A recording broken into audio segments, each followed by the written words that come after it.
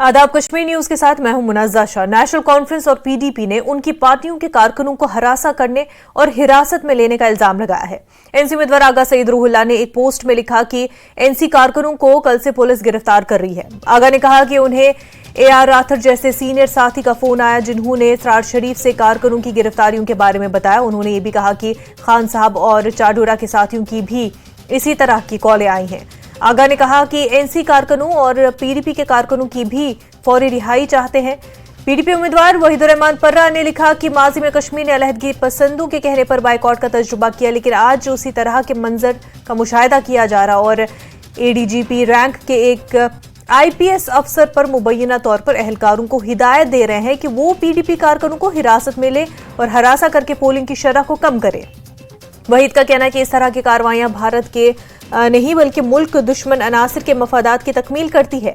उन्होंने लिखा कि वो इलेक्शन कमीशन ऑफ इंडिया से राब्ता कर रहे हैं कि वो फौरी तौर पर इस एहलकार को इसके हसास मकाम से हटाएं। और उधर नेशनल कॉन्फ्रेंस की तर्जुमान इफ्रा जान ने भी इल्जाम लगाया कि वस्ती कश्मीर में कारकुनों को हिरासत में लिया जा रहा है।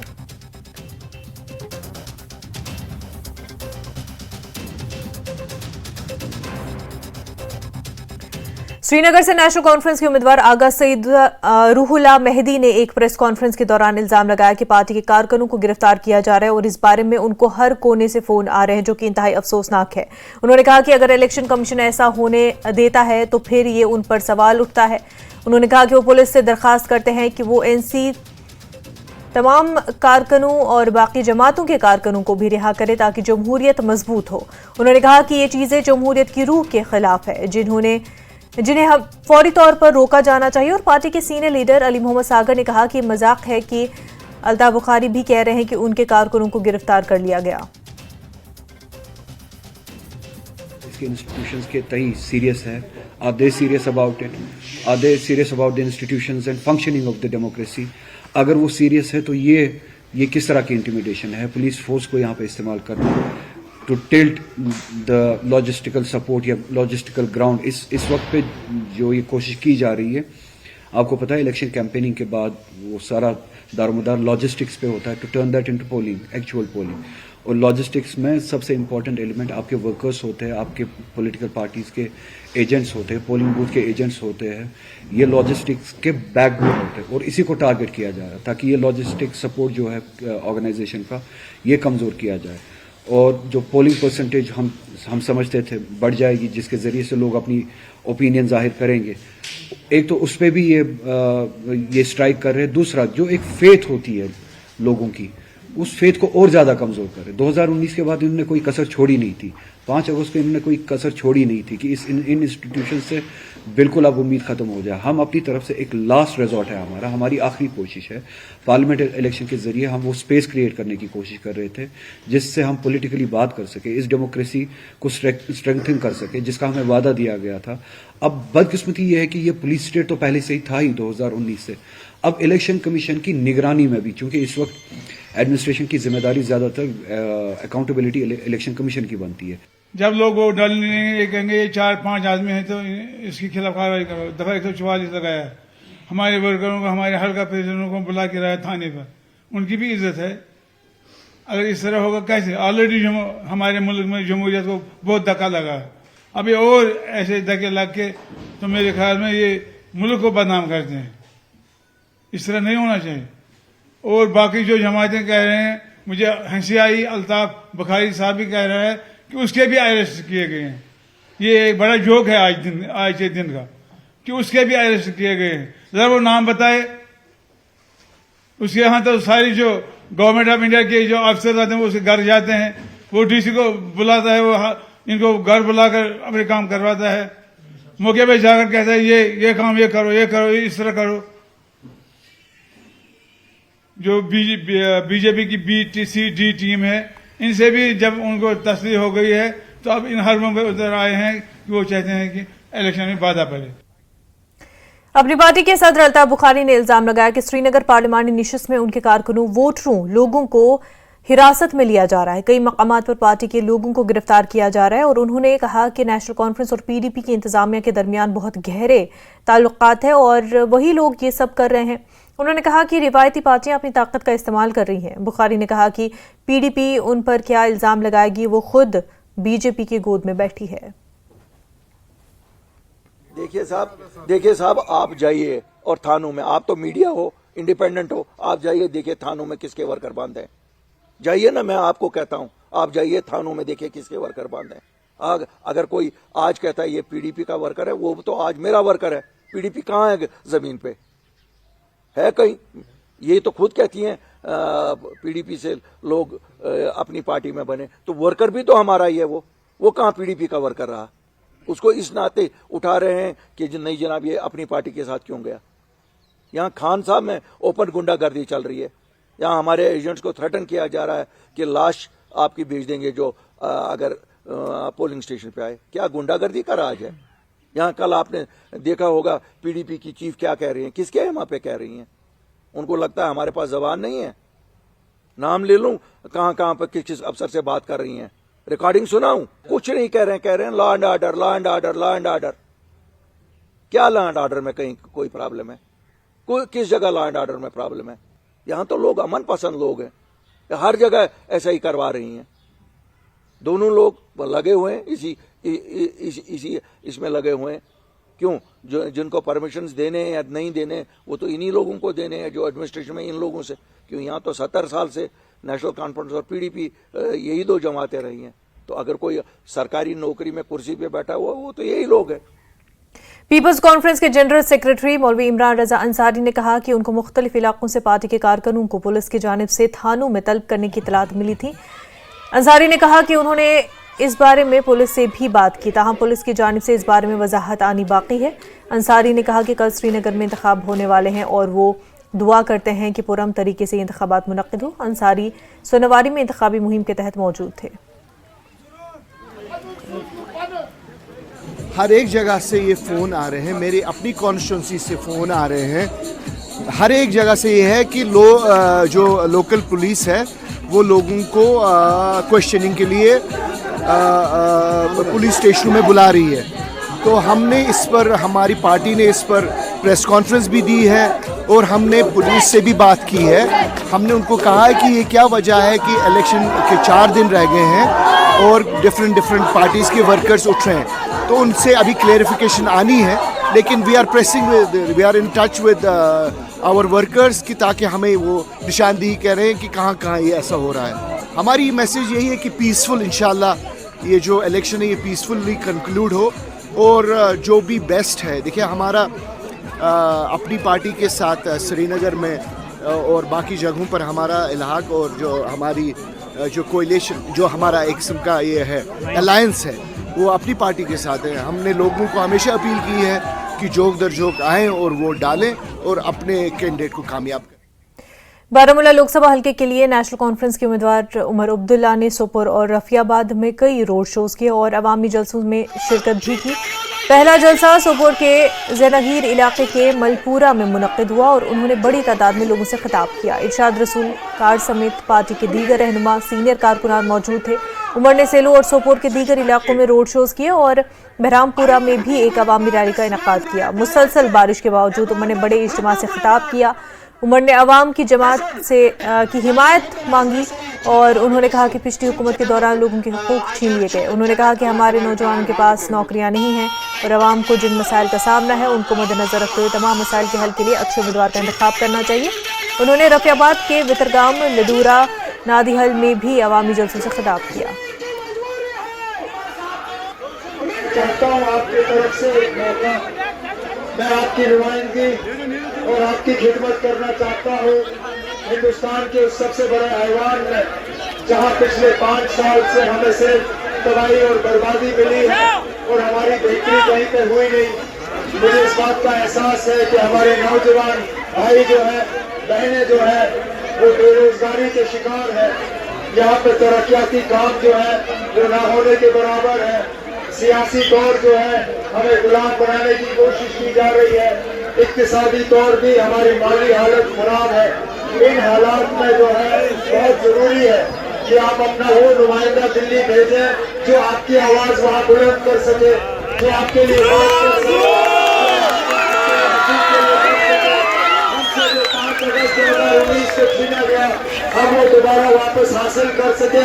बहुत सी बातें करनी है, लेकिन इस बारिश में मैं आपको तकलीफ देना नहीं चाहता। मैं आपको ये यकीन दिलाऊंगा कि अगर आपके वोटों से अगर अल्लाह ताला ने मुझ पर मेहरबानी की और मुझे आपकी नुमाइंदगी करने का मौका मिला तो इंशाल्लाह जीतने के बाद सबसे पहला प्रोग्राम यहाँ पे होगा। उस वक्त मौसम भी ठीक होगा और हम इत्मीनान से बात करेंगे। नेशनल कॉन्फ्रेंस के नायब सदर उमर अब्दुल्ला ने कहा कि जम्मू कश्मीर की तबाही के लिए बीजेपी जिम्मेदार है। उमर ने कहा कि अगर 5 अगस्त के फैसले के बाद बदलाव आया है तो फिर इलेक्शन में हिस्सा लेने में उन्हें किस बात का डर। उमर ने कहा कि इंजीनियर रशीद के इलेक्शन लड़ने में एनसी को कोई परेशानी नहीं है। पार्टीज के पीछे छुप के इलेक्शन लड़ने की क्या जरूरत पड़ी? उनको अपना उम्मीदवार उतारना चाहिए था, फिर तो हम अपनी शायद जमानत खो जाते। हमें कौन वोट देता अगर बीजेपी का उम्मीदवार मैदान में होता, क्योंकि यहाँ इतना बदलाव आया है, इतनी तरक्की आई है। मुझे 4 दिन हो गए सौगाम में रहे हुए, मुश्किल से कल रात को मैंने बिजली देखी, क्योंकि बार बार मैंने तकरीरों में बिजली का जिक्र किया तो शर्मिंदा होकर आज इन्होंने लाइट छोड़ी। नहीं तो 3 दिन जो है लगातार सौगाम में मैंने कोई बिजली नहीं देखी।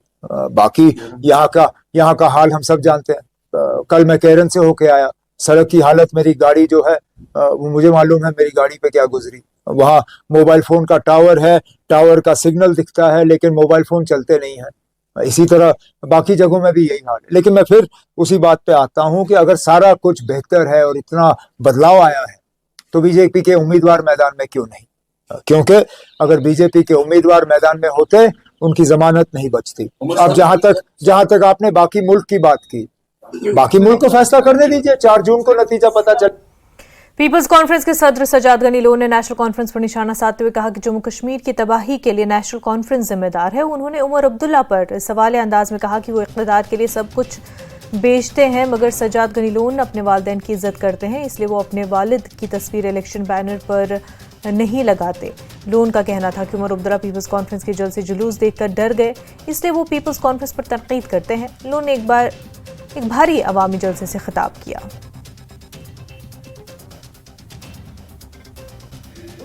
अब्दुल्ला कह रहे हैं कि लगातार जो है जिस तरह सजाद गनी लोन के बारे में लगातार वो निशाना साधते हैं और अब की बार लगातार वो जब भी अवामी जलसे करते हैं तो वो कह रहे हैं कि ये बीजेपी के साथ मिला हुआ है, तो बीजेपी का इनका साथ है। उस पर आप क्या कहेंगे, क्योंकि लगातार वही निशाना। एक कश्मीरी लीडर हूँ, बीजेपी की यहाँ कोई साथ नहीं है, वो क्या मुझे मदद करेंगे? मुझे आप ये बताओ। मैं आपको इसका ये करता हूँ, लेकिन अब आप ये मेरे से प्रॉमिस करते हैं कि आप ये उमर अब्दुल्ला साहब से पूछेंगे, क्योंकि आप सारा अटैक मुझ पर ही करते हैं। जब उमर अब्दुल्ला साहब बोलते हैं प्रॉक्सी है, आप उनको समझ नहीं पा रहे। वो जो लाडला बेटा है एजेंसीज का, दिल्ली का, चाहे बीजेपी हो चाहे कांग्रेस है, वो कह रहा है कि जो इकोसिस्टम था वो इस तरीके से ओरिएंटेड था कि सजाद लोन जैसे आउटसाइडर्स जब लड़ने के लिए आते थे तो इकोसिस्टम उसके खिलाफ खुद काम करता था। ये समझ नहीं आती थी उसके वर्कर को, लोकल एसपी बुला के लाता था, बातें ज्यादा मत कर वरना पीएसए में अंदर कर देंगे, और कर भी देता था, डरा देते थे, चोरियां करते थे। वो कहता है ये क्या हो रहा है, हमें लड़ना क्यों पड़ रहा है, आप क्यों नहीं वो पुराना सिस्टम वापस लाते हो? ये है what Omar Abdullah says, nothing else. वरना क्या है, वो और मैं लड़ रहे हैं, इसमें क्या है? वो 40 साल उसने हुकूमत की, उसको वोट मांगना चाहिए अपने 40 साल के परफॉर्मेंस पर। व्हाई इज ही अटैकिंग मी? मेरे अटैक करने से वो कहाँ अच्छा होता है?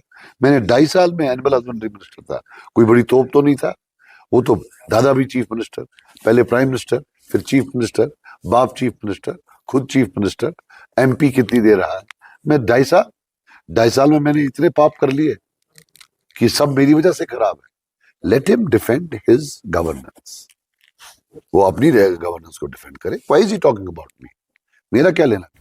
नेशनल कॉन्फ्रेंस के सदर फारूक अब्दुल्ला ने सजाद गनी लोन को तनकीद का निशाना बनाते हुए कहा कि उनके वालिद ने यहाँ बंदूक लाई, अलबद्र नामी तंजीम को उन्होंने ही यहाँ वजूद में लाया। फारूक अब्दुल्ला ने कहा कि अब्दुल गनी लोन ने उनके पास आकर कहा कि वो पाकिस्तान जाकर बंदूक लाएंगे। फारूक अब्दुल्ला ने कहा कि जब अब्दुल गनी लोन पाकिस्तान से वापस आए तो उन्होंने तस्लीम किया कि पाकिस्तान को कश्मीर से मोहब्बत नहीं है, कश्मीरियों से मोहब्बत नहीं है, बल्कि वो हमारी जमीन चाहते हैं, न कि यहाँ के लोग। फारूक ने इन बातों का इजहार बीरवा में एक ताजियती मजलिस में किया। आज हम पे इलेक्शन आ गया, हमने दुख पीछे छोड़ दिया और अपने तशव्वुस को बचाना है। कश्मीरी अच्छा बचाओ, कश्मीरी अच्छा बचाओ। आज वो फेरा बाकी यहाँ बंदूक अलबरक के बोल यहाँ पान 84 हो गया था कश्मीरी में सोशीलस में जेल में डिसमिस को रहा। मैं बताओ तुमसे मोल में कर दोन बशुस आसान पाकिस्तान उसको दो बार मत बोलो पढ़ा करो कथा सुनो मैं कोई गड़े जब मुझे अशर सोन ये पट मोर सोरी बोलो आज ना सब बंदूक सारे माजन पेन गुजर कर बचन ऐसा तो आज मुझे हर तरफ को लेकिन पैके आज तो ये बुचान सकाई चुक चुक दूसरे ये चुक छुई हम इसे मार्च अदर तौर वापस आओ मोर चोन सो मानो मुझे तो सेफ से जमीन का मचलो सो ये इस्तेमाल मानो अलबरक केम बनो केम मारने चाहिए लो केम मुझे पंजाब मिनिस्टर और मास पानी में आता सुन तुलमुत ये सो मोर कासी को दसमस बम थोड़ा स्टाइल कर गाएगी या बुझो यूसिया बेट मेंबर पार्लियामेंट उमर साहब मगर हुच्चू रोला सा सबसे मोर कितने मखलो तमस तो गाड़ी ताल सड़क की बाट सुपाम गसियान दुमन गचे बचन होश करो तब साहब जना रपी वही हमें खात जन शुरू वोट बात कर जो हो। डीपीएपी के सरबराह गुलाम नबी आज़ाद ने कहा कि मुल्क में उस वक्त मजहबी मनाफरत और दीगर गैर जरूरी मामलात की सियासत पनप रही है और आज़ाद ने कहा कि इससे अवाम में मायूसी छाई हुई है। उन्होंने कहा कि पार्लियामेंट में एक मजबूत आवाज़ की ज़रूरत है। आज़ाद ने जिला कुलगाम के देवसर, खडूनी, तोली, नौपुरा और कुंड में भारी अवामी जलसों और रोड शो से खिताब किया और इस मौके पर मोहम्मद अमीन भट्ट, सलमान निज़ामी, एडवोकेट मोहम्मद सलीम परे और दीगर लीडरान भी खिताब किया।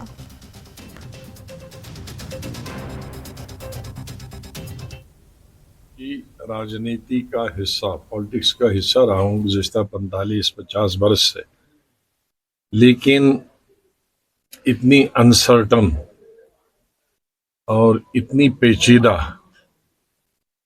सियासत कभी नहीं थी जितनी इस दफा। और पेचीदगी की सबसे बड़ी वजह है कि कोई भी पार्टी हो, मैं तो बिल्कुल इंडिपेंडेंट हूं, न एक ग्रुप का हिस्सा हूं न दूसरी ग्रुप का हिस्सा हूं।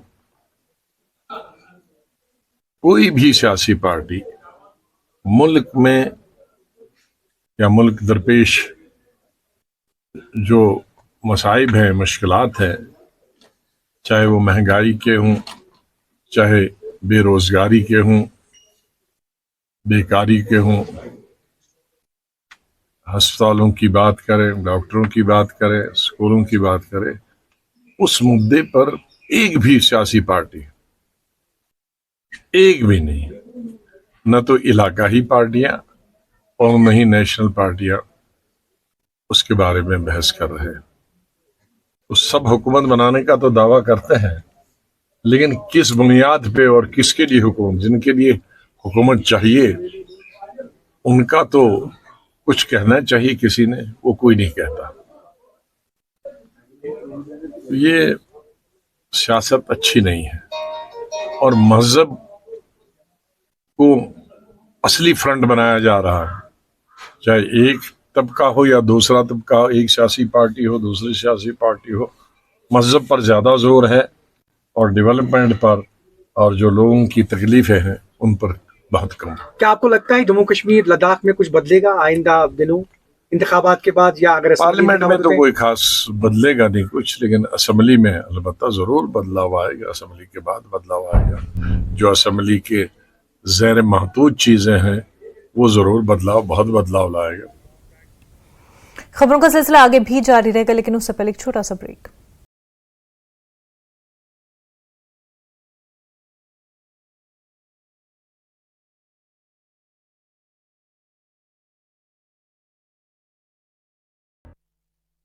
आप अगर बाघ रायसेन में वन विभाग को मिली सफलता, 2 शावकों को किया गया रेस्क्यू, आपसी लड़ाई में बाघिन की हुई थी मौत। दंतेवाड़ा में जगदलपुर गीदम मार्ग पर सड़क हादसा, कार और मोटरसाइकिल की भिड़ंत, मौके पर 2 की मौत, 1 घायल।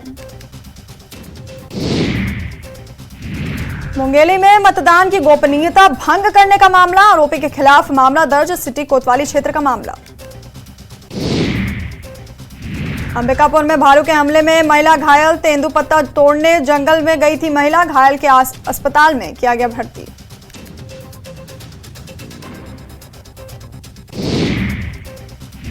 जबलपुर में एएसआई मुरारी दुबे की इलाज के दौरान मौत, चुनाव ड्यूटी से लौटते समय हुआ था ब्रेन हैमरेज, मड़ोताल थाना में पदस्थ थे एएसआई मुरारी दुबे। महासमुंद में गांजा तस्करी के मामले में 2 लोगों को 12-12 साल की सजा, दोनों पर लगाया 1.5 लाख का जुर्माना, 60 किलो गांजे के साथ किया था गिरफ्तार। दंतेवाड़ा में चलाया जा रहा बाल विवाह रोकथाम अभियान, पहले पढ़ाई फिर विदाई का दे रहे संदेश, जिला प्रशासन और यूनिसेफ कर रहा आयोजन।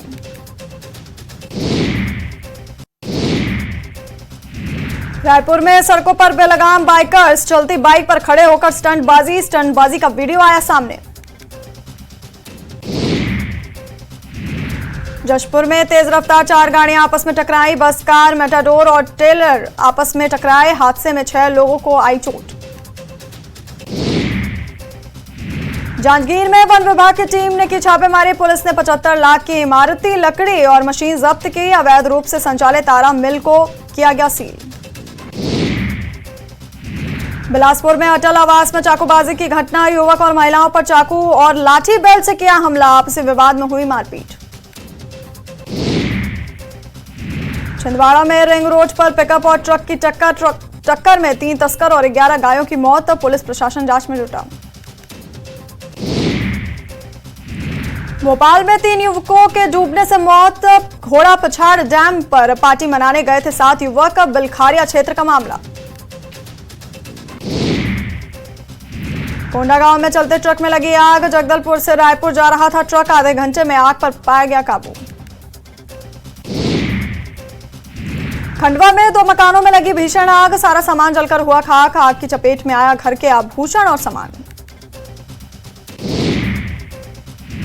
जबलपुर में दिव्यांग के साथ बर्बरता, खाना मांगने पर युवक ने कर दी पिटाई, मारपीट की घटना सीसीटीवी में कैद। जबलपुर में बदमाशों ने एसी मैकेनिक के घर पर किया पथराव, असामाजिक तत्वों की करतूत सीसीटीवी में कैद, 7 से 8 बदमाशों ने किया था पथराव।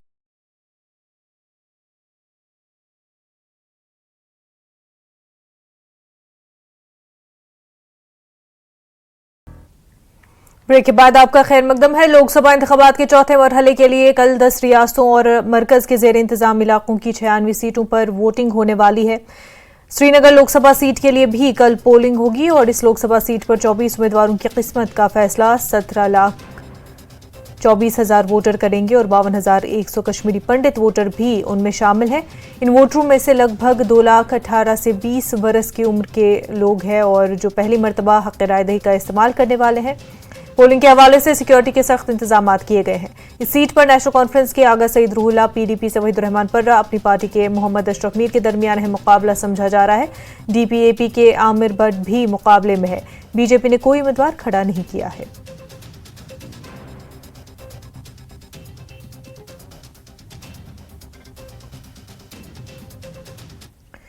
श्रीनगर लोकसभा सीट के लिए कल होने वाली पोलिंग के सिलसिले में इंतजामात को हतमी शक्ल दी गई। पोलिंग पार्टियों को ईवीएम के साथ पोलिंग मराकज की जानिब रवाना किया गया। 5 अगस्त 2019 के फैसले के बाद ये जम्मू कश्मीर में पहला आम इलेक्शन है। श्रीनगर पार्लिमानी सीट 5 अजला श्रीनगर, बडगाम, पुलवामा, गांदरबल और शोपियां के इलाकों पर मुश्तमिल है और इसमें 21 असेंबली हल्के हैं।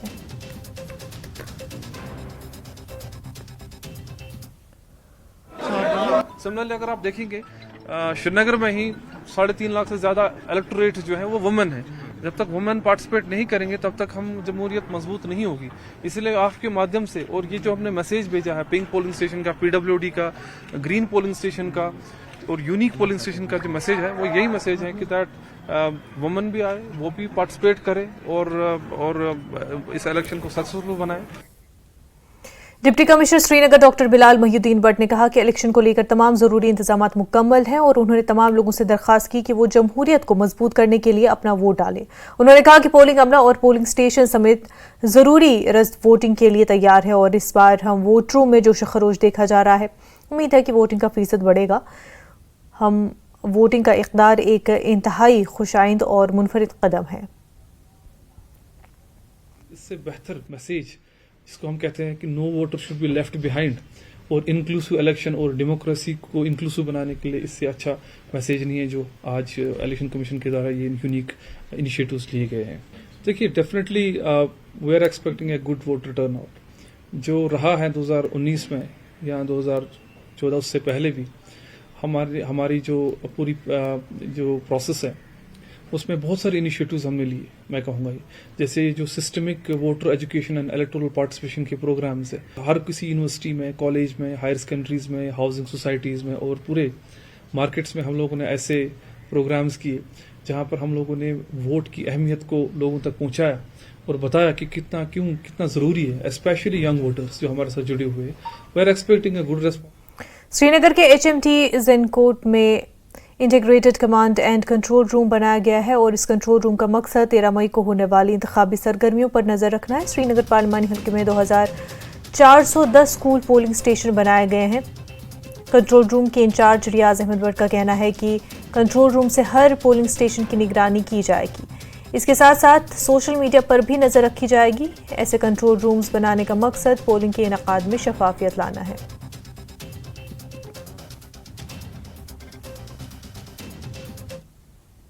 02 श्रीनगर पार्लियामेंट्री कॉन्स्टिट्यूंसी का, जिसमें 5 डिस्ट्रिक्ट्स हिस्सा ले रहे हैं, गांदरबल, श्रीनगर, बडगाम, पुलवामा और शुपियन। 18 टोटल असेंबली कॉन्स्टिट्यूंसीज हैं और 2410 पोलिंग स्टेशंस हैं जहां पर कल पोल डे है, जहां पर पोल हो जाएगा और 1500 के करीब, 1500 ज़्यादा ही लोकेशंस हैं। इसके लिए जो ये हमारा कमांड एंड कंट्रोल सेंटर है, जो वर्दी चीफ इलेक्टोरल ऑफिसर पोले सर की डायरेक्शन पे बनाया गया है, इसमें अलग अलग डिपार्टमेंट से हमने टैक्स से भी लोगों को लाया है। इनकी प्रॉपर ट्रेनिंग दिलवाई गई है और इनका जो काम है P-1 डे में और पोलिंग डे के दिन क्या SOP रहता है इलेक्शन कमीशन ऑफ इंडिया का, वो मॉनिटर किया जाता है। श्रीनगर लोकसभा सीट के लिए वोटिंग कल यानी 13 मई को होगी। वोटिंग सुबह 7 बजे से शुरू होकर शाम 6 बजे तक जारी रहेगी। वहीं जिला शोपियां में भी पोलिंग टीमें पोलिंग बूथ के लिए आज रवाना हो गई हैं। पोलिंग अफसरान ने EVM और जरूरी दस्तावेजात के साथ उन्हें पोलिंग मराकज के लिए सख्त सिक्योरिटी के बीच रवाना किया। श्रीनगर लोकसभा हल्के के लिए वोटिंग कल यानी मंगल 13 मई को होगी। कल 17,47,810 वोटर हक़ राय दही का इस्तेमाल करेंगे। श्रीनगर, पुलवामा, बडगाम, गांदरबल और शोपियां में तकरीबन 2135 पोलिंग बूथ कायम किए गए हैं। प्रिजाइडिंग ऑफिसर समेत मजमूई तौर पर 8500 से जायद पोलिंग अमला ड्यूटी पर तैनात किया जाएगा।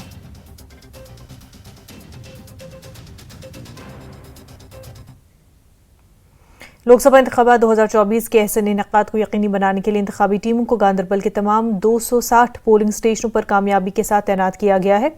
श्रीनगर पार्लिमानी हल्के में कल इंतखाबात होने जा रहे हैं। जिला इलेक्शन ऑफिसर गांदरबल शामबीर की निगरानी में 18 गांदरबल असेंबली हल्के के लिए डिग्री कॉलेज गांदरबल और 17 कंगन असेंबली हल्के के लिए PTS मनीगाम में कायम 2 डिस्पैच कम रिस्पॉन्स मराकज से पोल पार्टियों को रवाना करने का अमल कामयाबी के साथ अंजाम दिया गया। जिले में 260 पोलिंग स्टेशन हैं, जिनमें गांदरबल असेंबली हल्के में 155 और कंगन असेंबली हल्के में 105 पोलिंग मराकज कायम किए गए हैं।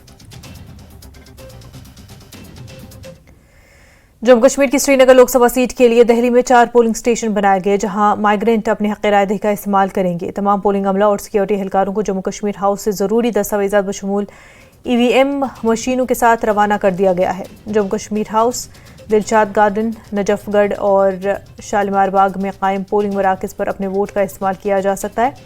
असिस्टेंट रिटर्निंग ऑफिसर ने कहा कि हर किस्म के इंतजामात मुकम्मल हैं। उन्होंने कहा कि मुफ्त ट्रांसपोर्ट की सहूलत भी मौजूद रखी गई ताकि वोटरों की किसी किस्म की मुश्किलात दरपेश न हो।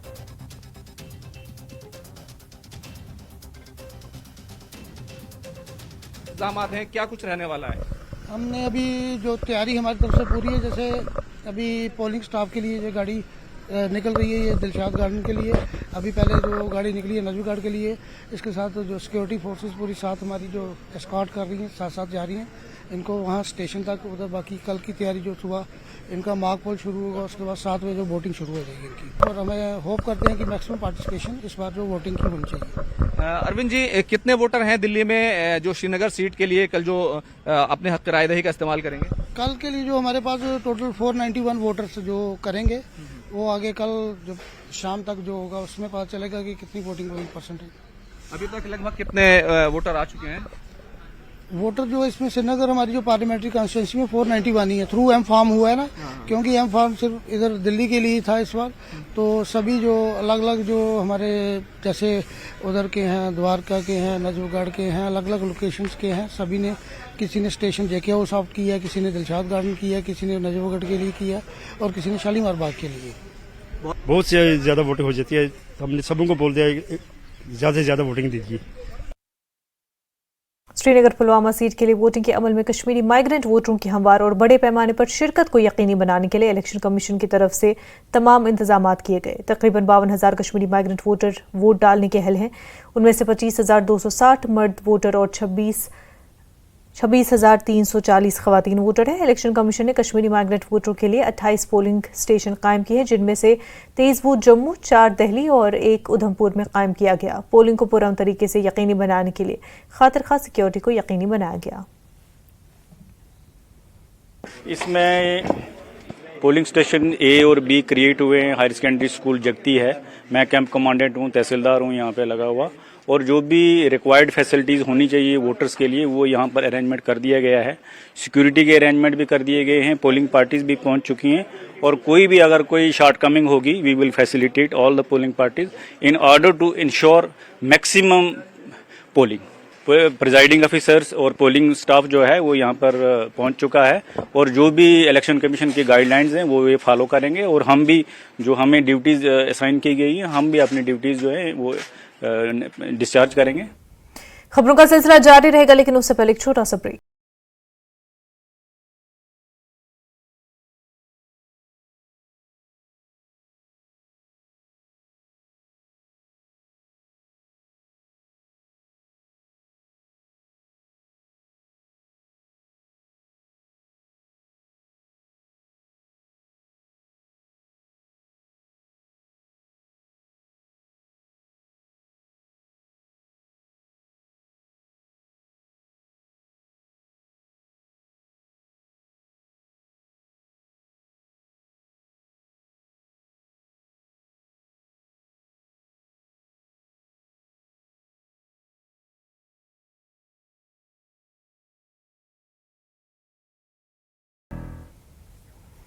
ब्रेक के बाद आपका खैर मकदम है। न्यूज़ 18 नेशनल ब्यूरो के एडिटर शैलेंद्र वांगू के साथ खास बातचीत के दौरान अपनी पार्टी के सदर अल्ताफ बुखारी ने पाकिस्तान से मुज़ाकरात के बारे में फारूक अब्दुल्ला के बयान पर कहा कि फारूक साहब पहले कहते थे कि पाकिस्तान पर बमबारी करो और आज वो मुज़ाकरात के हक में है।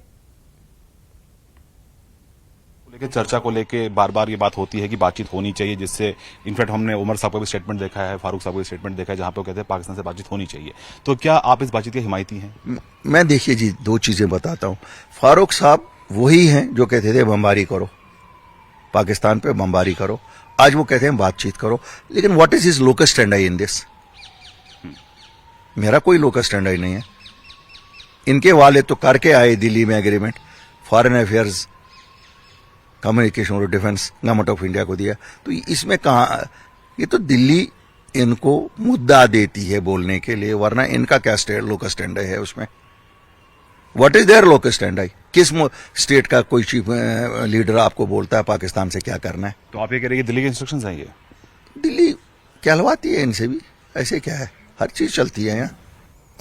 मरकजी वजीर किरण रिजिजू ने पद्म संस्कार में एक अवामी रैली से खिताब किया। बीजेपी उम्मीदवार ताशी ग्यालसन और दीगर लीडरान और कारकुनान भी मौजूद थे। उन्होंने कहा कि जम्मू कश्मीर रियासत ने हमेशा लद्दाख को नजरअंदाज किया, लेकिन मोदी हुकूमत ने इसे यूटी बना दिया है। उन्होंने कहा कि मोदी हुकूमत अक़लियतों समेत समाज के तमाम तबक़ात की तरक्की के लिए पुरअज़्म है और वो मरकजी हुकूमत में बुधमत के पहले वजीर थे। उन्होंने कहा कि वो कबायली MP हैं जो मरकजी हुकूमत में पहले वजीर कानून हैं। ताशी ग्यालसन ने कहा कि अगर वो 1 साल के अंदर लद्दाख के तहफ़्फ़ुज़ के मुतालबात को पूरा करने में नाकाम रहे तो वो MP सीट से दस्तबरदार हो जाएंगे। उन्होंने मुंतखब होने की सूरत में MP की हैसियत से 100 दिनों के अंदर ज़ंस्कार और नुब्रा को जिला दाखिल का दर्जा देने की भी बात कही है।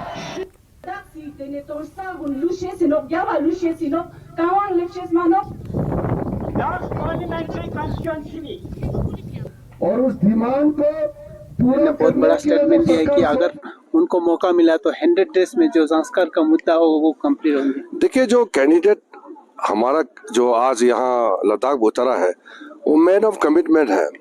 जो काम रह गया है, बाकी चीजें जो भी यहाँ के इंडिजिनस राइट्स के लिए, लद्दाख का पॉपुलेशन का सेफगार्ड्स के लिए, चाहे कारगिल का हो, चाहे लेह का हो, ज़ंस्कार कोई भी एरिया का हो, ये भारतीय जनता पार्टी ही करना है।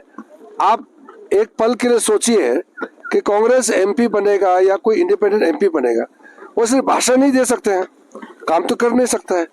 काम तो भारतीय जनता पार्टी को ही करना है। इसलिए लोगों को ये बात बताना बहुत जरूरी है कि उसी को ही वोट देना है जो काम कर सकते हैं। सर, आपसे 2 स्टेटमेंट चाहते थे। आपने बड़ा स्टेटमेंट दे दिया कि 100 डेज में नुब्रा और ज़ंस्कार को डिस्ट्रिक्ट दिया जाएगा और 1 साल में जो लद्दाख की जो सेफगार्ड की इशू को रिजॉल्व करें। मुझे सबसे पहले तो अपने हमारे लीडर के ऊपर पूरा जो लीडरशिप है उनके ऊपर पूरा भरोसा है और ये मेरा पॉलिटिकल रेजोल्यूशन है, क्योंकि मुझे जो है यहाँ के लार्जर इंटरेस्ट के लिए काम करना है। इसी के लिए जो है लोग मुझे चुन के भेजेंगे, तो मुझे वो कमिटमेंट को पूरा करना है। तो मैं उसके लिए मेरा यही संकल्प है इस इलेक्शन का। इंतखाबी मंशूर और मुहिम के हवाले से करगिल में कांग्रेस ने प्रेस कॉन्फ्रेंस का इनेकाद किया और कांग्रेस लद्दाख डेमोक्रेटिक अलायंस के आज़ाद उम्मीदवार की हिमायत कर रही है। इस दौरान दोरजे असमला और सदर रियासती यूथ कांग्रेस लद्दाख खिलह ने पार्टी कारकुनों के हमरा अपनी बात सामने रखी और उन्होंने कौमी मंशूर के 6 शेड्यूल्स पर रोशनी डाली। NPS का मसला, अग्निपथ का रोल बैक, नौजवानों के लिए रोजगार, SC और ST के लिए खसूसी बजट, खवातीन को बाइख्तियार बनाना, हर गरीब के लिए 1 लाख रुपए, खानदानी और दीगर मसाइल का जवाब दिया।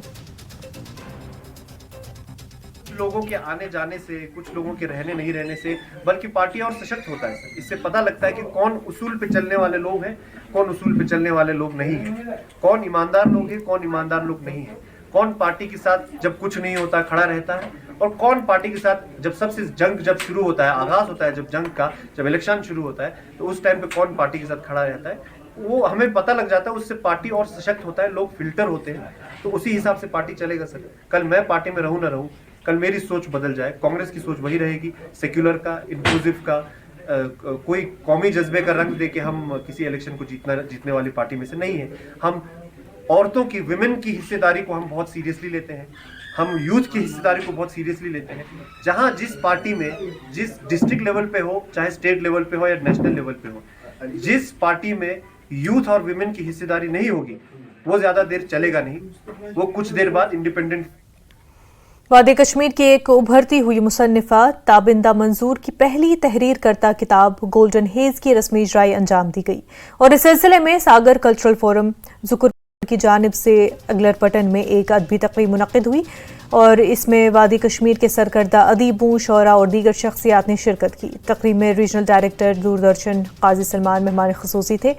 SDPO पटन और दीगर शख्सियात ने मेहमान ज़ी वक़ार की हैसियत से शिरकत की। इस मौके पर मुख्तलिफ शख्सियात ने खिताब करते हुए कहा कि ऐसी नौजवान लड़कियों की सलाहियतों को निखारना वक्त की अहम ज़रूरत है। उन्होंने ताबिंदा मंजूर की अदबी सलाहियतों की दाद दी और दीगर नौजवानों से अपील की कि वो ताबिंदा को अपना मशाल-ए-राह बनाए। तकरीब की एक निशस्त में मुशायरा भी मुनक्किद हुआ और इसमें मुख्तलिफ शोरा ने अपना कलाम पेश किया। ताबिंदा ने अपनी कामयाबी का सहरा अपने मरहूम दादा और अपने अहल खाना के सर बांधा। मैंने किताब लिखी है तो इसमें मैंने अपने बारे में, अपने थॉट्स के बारे में और जो सेल्फ डिस्कवरी होती है, जो कि हम बोल नहीं पाते, अपने आप को एक्सप्रेस नहीं कर पाते हैं, जो कि हम एक्सप्लोर नहीं कर पाते अपने इमोशंस को, जो सर्टेन इमोशंस होते हैं, जो भी हमारी अपनी ज़ातियाती चीज़ें होती जो कि हम किसी को बोल नहीं सकते, तो हम लिखते हैं। ऐसे ही मैंने अपने स्टार्टिंग जो किया था 7th ग्रेड में, मैंने फर्स्ट शॉर्ट स्टोरी लिखी थी जिसका मैंने नाम दिया था द नेस्ट। तो उसके बाद with the extension of that मैंने नावल लिखी और उसके बाद मैंने आई डिवेल्व्ड इन पोइट्री। सो पोइट्री में मैंने सबसे पहले जो है पीस एंड सॉलिट्यूड लिखा। तो पीस एंड सॉलिट्यूड मैंने इसलिए लिखा क्योंकि sometimes we have the introverted nature. So introverted nature में हमें क्या होता है कि हम एक्सप्रेस नहीं कर पाते हैं, ठीक है। तो हमें अपने आप को एक्सप्रेस करना चाहिए। We don't need to be too much anxious about anything, too much introverted about anything. तो हमें जो है ना एक्सप्रेस करना चाहिए अपने आप को, और हमें पेन और एक पेपर में वो सब मिलता है जिससे हम अपने आप को एक्सप्रेस करें। मेरे ग्रैंडफादर थे हाजी मोहम्मद मकबूल भट्ट, लेट हाजी मोहम्मद मकबूल भट्ट एक्चुअली, और उनकी डेथ मतलब एक सर्टन शॉक था मेरे लिए। तो इंस्पायर उन्होंने ही मुझे हमेशा किया, और मेरे पेरेंट्स ने, और जो मेरी फैमिली में है, बहन है, भाई है, सब ने मुझे बहुत इनकरेज किया। खुशी हो रही है कि इस पूरा शोक दौर में जहाँ पे आज हर तरफ ये सुनने को मिलता है कि फलां जगह बच्चे को ड्रग्स लेके पकड़ा गया है, उस हवाले से हम खुशकिस्मत है कि हम ऐसे बच्चों को तैयार कर रहे हैं जो कुछ लिख रहे हैं, जो कुछ अदब में कारनामे अंजाम दे रहे हैं। इस लिहाज से हम अपने आप को खुश नसीब समझते हैं और हम ताबिंदा मंजूर को मुबारकबाद पेश करते हैं, और हम ये चाहते हैं कि इस तरह और भी बच्चे सामने आ जाएं, वो लिखें और अपना नाम अदब में रोशन करें। ये 7th क्लास से इसने ये बुक स्टार्ट की थी, लेकिन इसका ये जो बुक आज पब्लिश हो गई, इसका सारा क्रेडिट मेरे पापा को यानी कि इसके ग्रैंडपा को जाता है, क्योंकि उसी को ज़्यादा शौक़ था इसका, ये किताब रिलीज़ करने का उसका बहुत शौक़ था। लेकिन बदकिस्मती से वो इस दुनिया में नहीं रहे। लेकिन आज मुझे खुशी भी है लेकिन गम भी है, क्योंकि बहुत पछता रहा हूँ कि वो यहाँ से चले। अगर वो जिंदा होते तो बहुत खुशी मिलती उसको। कि ये फंक्शन भी इसी सिलसिले की एक कड़ी है। ताबिंदा मंजूर नाम की एक छोटी बच्ची जिसने बचपन में ही एक किताब तसनीफ की है, और सागर कल्चरल फोरम ने उसको मंजर आम पर ले आए। किताब लिखना एक चेकलिस्ट नहीं है। किताब जहाँ पे ऑथर को कुछ कहना हो और सोफिस्टिकेटेड अंदाज में कहना हो, तो वह किताबें अप्रिशिएट की जानी चाहिए। और मुझे लगता है कि ये as a first time attempt जो है ताबिंदा जी का, ये बहुत ही इम्प्रेसिव है। उन्हें बहुत अच्छा लिखा हुआ है और बहुत सोफिस्टिकेटेड अंदाज में लिखा है, और उम्मीद करते हैं कि वो आगे चलकर और भी अच्छा लिखे। गुज़िश्ता सालों की तरह आज भी सुपर 30 कॉलेज की जानिब से सुपर 30 कॉलेज मुकाबले का इनेकाद किया गया, और इसका असल मकसद जिला भर के तलबा को मसाबकती इम्तहान में शिरकत करने और इम्तहान में कामयाब होने के बारे में मालूमात फराहम करना है। इस इम्तहान के लिए जिला भर में 25 इम्तहानी मराकज़ कायम किए गए और इन मराकज़ में हर किस्म के इंतजाम किए गए।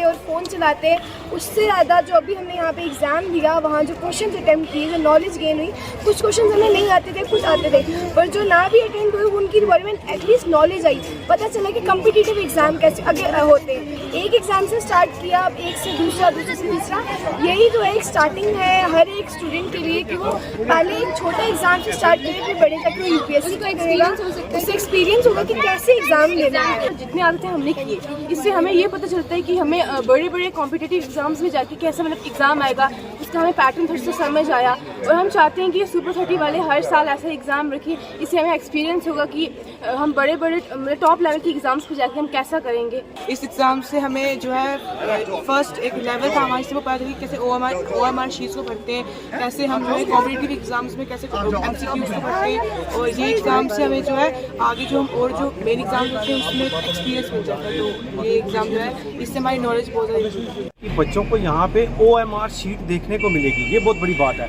हमारे बच्चे जो है वो उनको OMR कभी देखी नहीं होती। जब वो नीट के या किसी दूसरे एग्ज़ाम में बैठते हैं तो पहली बार देखते हैं तो वहाँ पे वो परेशान हो जाते हैं कि ये क्या चीज़ है। इसके अलावा बच्चे को कंपटीशन का पता चलेगा कि कंपटीशन एग्ज़ाम्स में हमने किस तरह बैठना है, हमने क्या करना है और प्रिपरेशन कैसे करनी है कंपटीशन की। तो इसलिए जैसे ज़िले में हमारे में जहाँ में पढ़ाई का मेयार जो है वो बहुत डाउन है, लेकिन इससे जो है क्या होगा कि अब हमारे बच्चे जो हैं वो कंपटीशन में पढ़ेंगे और वो आगे निकलेंगे। हमारे इस VST में आज नंबर एग्जैक्ट नंबर तो मैं बता नहीं सकता, लेकिन अप्रॉक्सीमेटली 4000 को टचिंग रहेगा हमारा स्टूडेंट। आपने देखा होगा सारे हर सेंटर में प्रोफेसर्स लगा के रखे हुए हैं, सुपरिटेंडेंट, और लेक्चरर्स हैं, टीचर्स हैं, वॉलंटियर्स हैं, private school, government school, colleges, हर तरफ से हमको सपोर्ट मिली है। तो ये मुझे बहुत खुशी हो रही है, बहुत एनर्जी मिलती है। हालांकि पिछले काफ़ी दिनों से हम लोग इस एग्ज़ाम की प्रिपरेशन कर रहे थे, हमने पूरे एफर्ट्स किए हैं। अब ऊपर वाला जानता है कि हम अपने एफर्ट्स में कितने कामयाब हुए। लेकिन खुशी इस बात की है कि हमने पेरेंट्स से बात की तो उनकी आंखों में बड़ी खुशी थी। वो एक जज्बा मैंने देख के तो मुझे एक एनर्जी मिली है। तो आज आपने देखा हर जगह बच्चा बहुत अच्छे से आया है और पेपर। खबरों का सिलसिला जारी रहेगा, लेकिन उससे पहले एक छोटा सा ब्रेक।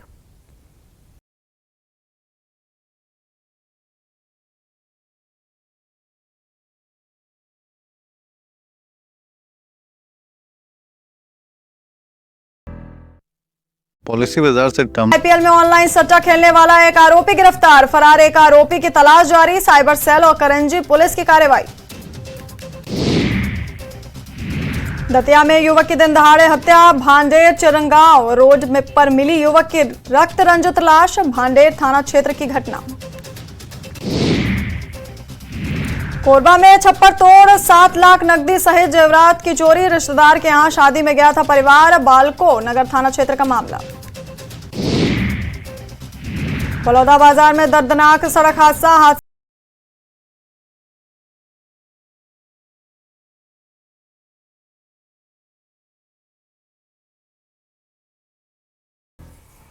ब्रेक के बाद आपका खैर मकदम है। साबिक मेंबर पार्लियामेंट अब्दुल रशीद शाहीन की रिहाइशगाह पर नेशनल कॉन्फ्रेंस की हिमायत में कन्वेंशन मुनक्किद हुआ। नेशनल कॉन्फ्रेंस के पटन के इंचार्ज रियाज बेदार ने शिरकत की। लोगों की बड़ी तादाद ने इसमें शिरकत करके इस बात का इरादा किया कि वो नेशनल कॉन्फ्रेंस को कामयाब बनाएंगे। एक सवाल के जवाब में शाहीन ने कहा कि उन्होंने एनसी ज्वाइन नहीं की है, ताहम एनसी से बाहर भी नहीं है। रियाज बेदार ने कहा कि मुत्तहिद होकर नेशनल कॉन्फ्रेंस को मजबूत बनाना चाहिए। ताकि ये बात यहाँ हो और वो जो मुनाफिकीन हैं जो फसाद पैदा करना चाहते हैं, जो मुख्तलिफ अफवाहें फैलाना चाहते हैं, उनके मुंह बंद हो जाए कि यहाँ कोई डिवाइड नहीं है, यहाँ कोई दूसरे नहीं है। हम जो भी है एक हैं, एक आवाज़ है और सबकी एक मुतहिदा जदोजहद है कि नेशनल कॉन्फ्रेंस के कैंडिडेट कामयाब हो जाए, पार्लियामेंट में भी और स्टेट असेंबली में। हम जैसे सीनियर लोग जिन्होंने 40-40 साल कुर्बानियाँ दी हैं, हम पिछली सफ़ों में बैठ कर नौजवान साथियों का सपोर्ट करेंगे और उनको कामयाब। वो नेशनल कॉन्फ्रेंस की जा रही है, जमहूरियत में है, सब लोग करें अपना, आजमाए अपना। हम तो यकीन रखते हैं जमहूरियत में, हम लोगों के साथ का, अपने साथ उनका जो साथ हमारे साथ है उसमें यकीन रखते हैं। और इंशाल्लाह ताला नेशनल कॉन्फ्रेंस 20 मई को सब लोग देखेंगे, सब लोग निकलेंगे और भारी तादाद में वोट डालना चाहिए इंशाल्लाह। और इंशाल्लाह कामयाबी नेशनल कॉन्फ्रेंस की होगी, कश्मीरी अवाम की।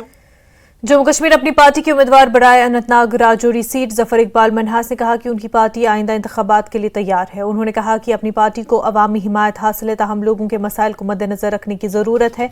हल्क़े इंतखाब नूराबाद के चमर कुलगाम में पार्टी का वर्कर्स कन्वेंशन मुनक्किद हुआ, जिसमें पार्टी के सीनियर लीडर अब्दुल मजीद बडर ने भी शिरकत करके वर्करों से खिताब किया।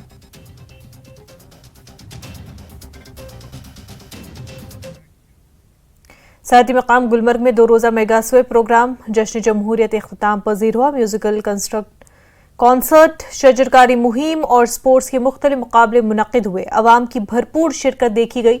इसमें कश्मीर के divisional commissioner Vijay Kumar Bhadouri, general observer Deependra Singh, expenditure adviser Sitaram Meena, police observer Ravishankar, district election officer Baramulla Sherpa ने भी शिरकत की। नामवर फनकारों बशमूलियत बासलाहियत नौजवानों ने अपने फन के जादू बिखेरे। हो चुकी है। इसके बाद इलेक्शन का जो उद्देश्य है free, fair and incident free election, उसमें आप सबके ताउन से हम कह सकते हैं कि हमारी एडमिनिस्ट्रेशन ने, इंतजामिया ने हम अच्छा काम कर पाए हैं। और अभी जैसा आपने देखा, आज हमने यंग वोटर्स जो है उनको थोड़े एपिक कार्ड्स भी दिए हैं, उनको पहले भी डिस्ट्रीब्यूट और बाकी जो है उन सबको भी दिए जा चुके हैं। तो सिंबॉलिक तौर पे प्लस जो हमारे आर्टिस्ट हैं, यूथ आइकन आपने देखा, झीलम बैंड करके एक ने परफॉर्म किया। और अभी सफ़ी सुपोरी साहब जो है, अभी आप उनका प्रोग्राम देख ही रहे हैं। और सोपोर जैसा आप सब लोग जानते हैं कि बहुत ही लो टर्नआउट के लिए जाना जाता था, लेकिन मुझे लग रहा है कि इस इलेक्शन के बाद one of the highest voter turnout के लिए भी ये एरिया जाना जाएगा और हम अच्छी वोटिंग परसेंटेज इसमें दे पाएंगे। एक मुश्तरका ऑपरेशन में भारतीय फौज, बांडीपुरा पुलिस और सीआरपीएफ ने दहशतगर्दों के एक साथी को असलहा, गोला बारूद समेत गिरफ्तार किया और इस हवाले से पुलिस स्टेशन पेटकोट में कानून की मुतल्लिका दफात के तहत मुकदमा दर्ज किया गया। पेटकोट के जंगलात में बरामद होने वाले असलहा, गोला बारूद में 4 पिस्तौल, एक AK-47 के 207 राउंड, 4 डेटोनेटर और दीगर सामान भी शामिल है।